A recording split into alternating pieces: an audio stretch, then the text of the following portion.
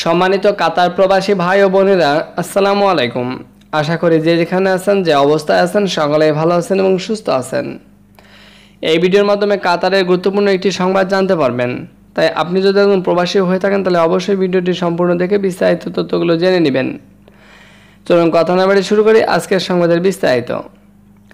Hamad আন্তর্জাতিক বিমানবন্দরে এক যাত্রীর শরীরে অবৈধ মাদক উদ্ধারের পর তাকে আটক করা হয়েছে। সোশ্যাল মিডিয়ায় কাস্টমসের জেনারেল অ্যাথরিটির একটি বিবৃতি অনুসারে ব্যক্তিটি কাতারে পৌঁছানোর সময় একজন পরিদর্শক ভ্রমণকারীর উপর সন্দেহ প্রকাশ করেন। তারপরে কর্তৃপক্ষ ব্যক্তিটিকে একটি বডি স্ক্যানারের মধ্য দিয়ে পাস করান, যার ফলে মানুষের শরীরের ভিতরে বিদেশি বস্তু শনাক্ত করা যায়। তাছাড়াও তাকে মেডিকেল পরিদর্শনে রেফার করা হয়েছিল, যেখানে তার অন্ত্রের ভিতরে ৮০টি ক্যাপসুল পাওয়া গেছে। পাওয়া অবৈধ পদার্থগুলি হল সাবু ও হেরোইন, যার মোট ওজন ৬১০ গ্রাম।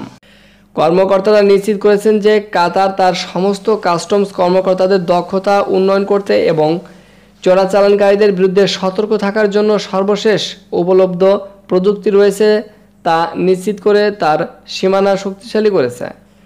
সন্দেহজনক সামগ্রী শনাক্ত করার জন্য ট্র্যাকিং সিস্টেমের ক্ষেত্রে হামাদ আন্তর্জাতিক বিমানবন্দর সবচেয়ে উন্নত বিমানবন্দরগুলির মধ্যে একটি। এই ডিভাইসগুলি এতটাই সাহায্যকারী যে যে কোনো ধরনের নিষিদ্ধ আইটেম শনাক্ত করতে নিখুঁতভাবে কাজ করে। সুতরাং যদি বাংলাদেশি প্রবাসীগণ আপনারা এই ধরনের কোনো অপরাধের সাথে লিপ্ত থাকেন, সবাই সাবধান হয়ে যান।